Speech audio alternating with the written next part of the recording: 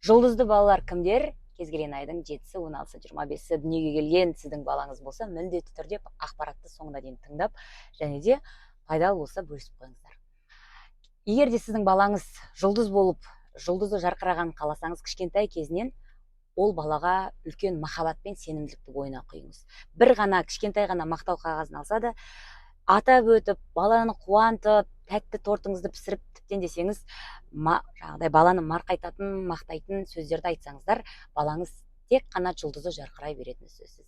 Кез келген отбасында осындай жетіліктер, жұлдыздар бар деп есептеймін. Сол жұлдыздарды жарқыратып, жайнатып, қоғамда пайдалы ету үшін ең бірінші оларға үнемі мақтау мен мадақты беріп тұрыңыздар. Сіздермен бірге мен, Меруерт Айталы, психолог әрі кәсіби медиатор. Парақшама тіркеліп қойыңыздар, үнемі пайдалы осындай сандарды сайратып отыратын өзім ақпарат беріп отырамын.